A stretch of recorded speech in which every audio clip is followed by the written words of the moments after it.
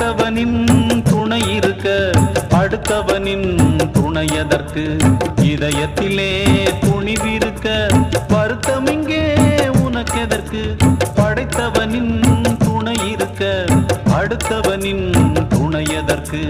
இதயத்திலே துணிவிருக்க வருத்தம் இங்கே உனக்கெதற்கு?